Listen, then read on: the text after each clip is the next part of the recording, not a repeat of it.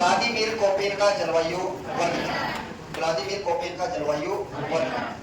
Vladimir जो Koppen है, आप कहाँ के विद्वान हैं? कहाँ के? अर्थात जो कोपेन है वो जर्मनी के रहने वाले हैं। इन्होंने सबसे पहले जो अपना वर्गीकरण दिया था उसका जो आधार लिया कौन सी वनस्पति? केंडोल। किसकी वनस्पति? कहने का मतलब फ्रांस का एक वैज्ञानिक था जिसका नाम है केंडोल। उसने संपूर्ण पृथ्वी को वनस्पति के आधार पर कितने भागों में बांट दिया? कितने भागों में? इसी वनस्पति या केंडोल के वर्गीकरण को कोपेन ने अपना क्या बना लिया? आधार बना लिया। और सबसे पहले जो कोपेन महोदय उन्होंने अपना जो वर्गीकरण दिया था वो कौन सी सन में दिया था? कौन सी ईस्वी? और 1900 ईस्वी में जब इन्होंने अपना वर्गीकरण प्रस्तुत किया था तो इन्होंने पुस्तक कौन सी लिखी? गुडरीड डेर क्लाइमा कुंडे। गुडरीड डेर क्लाइमा। इसके बाद में आपने जो अपना वर्गीकरण था उसमें संशोधन भी किया। तो प्रथम जो संशोधन इनके द्वारा किया जाता है वो कब किया था? 1918। कब किया था? उसके बाद में दोबारा भी इन्होंने संशोधन किया। कब? 1930। लेकिन जो अंतिम जो संशोधित वर्गीकरण है वो कब प्रस्तुत किया गया था? 1953। लेकिन 1953 तक जो कोपेन महोदय है उनकी मृत्यु हो चुकी थी। इनका एक शिष्य था जिसका नाम क्या था? गीगर पोल। कौन सा पोल? गीगर पोल के द्वारा इस वर्गीकरण को प्रस्तुत किया गया। इसीलिए जो कोपेन का वर्गीकरण है इसको हम किसके नाम से जानते हैं?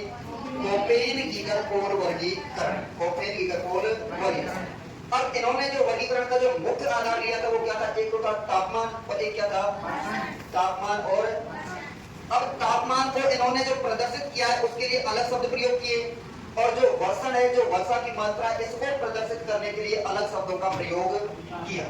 जैसे तापमान के लिए सबसे पहले इन्होंने लिया ए, उसके बाद में बी, सी, डी और ई। यहाँ पर जो ए का मतलब वो क्या है?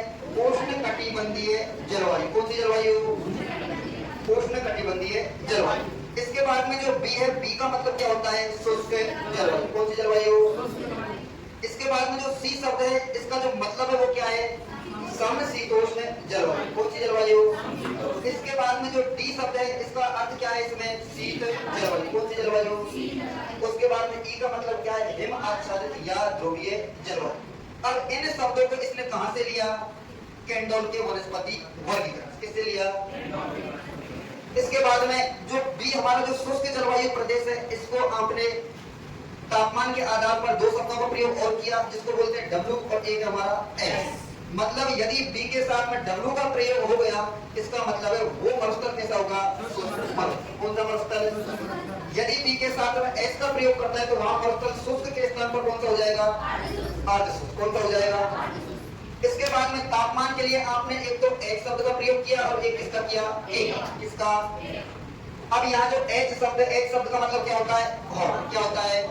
इसका मतलब जहाँ एच का प्रयोग होगा वो कैसा होगा? गर्म। कौन सा मरुस्थल होगा? और जहाँ के होगा, के का मतलब होता है कोल्ड। क्या होता है? कोल्ड का मतलब क्या होता है? ठंडा। क्या होता है? इसका मतलब जिसके साथ में एच का प्रयोग होगा वो तो हमारा मरुस्थल कैसा होगा? गर्म। और जिसके साथ में के का प्रयोग होगा वो हमारा कौन सा होगा?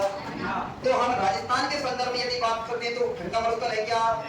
इसका मतलब के वाले जो भी है वो तो क्या हो जाएंगे? दिल्ली। आई बात समझ में? इसके बाद में राजस्थान में मरुस्थल कैसा है? एक तो शुष्क है और एक कैसा है? अर्धशुष्क। शुष्क और लेकिन ये दोनों ही कैसे हैं? गर्म। कौन से? इसका मतलब हमारे राजस्थान के साथ इनमें से कौन सा शब्द प्रयोग होगा? एच। कौन सा होगा? शुष्क के लिए कौन सा हो जाएगा? B W H. B W. इसका मतलब शुष्क गर्म मरुस्थल। और बी एस एच इसका मतलब क्या हुआ? अर्धशुष्क गर्म मरुस्थल। आई बात समझ में? इसके बाद में वर्षा की बात करें तो वर्षा के लिए आपने कितने शब्द लिए? 4। कितने लिए? सबसे पहला एफ, उसके बाद में डब्ल्यू, उसके बाद में और उसके बाद में। अब यहाँ जो एफ शब्द है, एफ शब्द का मीनिंग क्या होता है? For ever rain. इसका मतलब वर्ष भर वर्षा। वर्ष भर। और जो डब्ल्यू है, डब्ल्यू का मीनिंग क्या होता है? Winter dry. विंटर। इसका मतलब जो शीतकाल है, शीतकाल में वर्षा नहीं होगी। शीतकाल क्या रहेगा? शुष्क। इसके बाद में आपने जो शब्द प्रयोग किया उसका नाम क्या है? एस। कौन सा? और एस का जो मीनिंग होता है उसका मतलब क्या है? Summer dry. कौन सा? समर ड्राई का मतलब है कि जो ग्रीष्म काल है वो क्या है हमारा? शुष्क। कौन सा?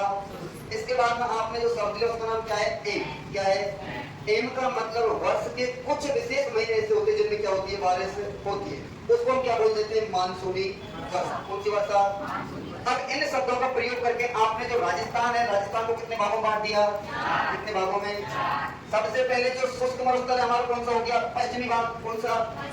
उसके थोड़ा पूर्व वाला भाग हमारा कौन सा हो गया? अर्ध शुष्क। उसके बाद में कौन सा हो गया हमारा? आर्द्र वाला मैदानी भाग। और एक हमारा कौन सा हो गया? उष्ण कटिबंधीय आर्द्र जलवायु वाला प्रदेश। अब इसके लिए शब्द कौन सा लिया शुष्क के लिए? BWHW। अब W का मतलब क्या हो जाएगा यहाँ कि विंटर तो क्या है हमारी? शुष्क। इसका मतलब ग्रीष्म ऋतु में क्या है? बारिश है। क्या है? इसी के साथ में आर्द्र शुष्क की बात करें तो यहाँ भी ग्रीष्म ऋतु में क्या होगी? बारिश होगी। क्या होगी? इसका मतलब शीतकाल कैसा रहेगा? शुष्क। कैसा रहेगा? अब ये हमारा जो उप आर्द्र वाला प्रदेश है यहाँ भी कौन से शब्द का प्रयोग करेगा? W का मतलब विंटर ड्राई, शीतकाल शुष्क। यदि शीतकाल शुष्क है तो वर्षा कब होगी? ग्रीष्मकाल में। कौन से काल में? और यहाँ जो G का मतलब है क्या है? ये एक गंगा का मैदान वाला क्षेत्र। इसके बाद में यहाँ भी W का प्रयोग कर रहा है। W का मतलब क्या हुआ? विंटर ड्राई मतलब शीतकाल शुष्क। लेकिन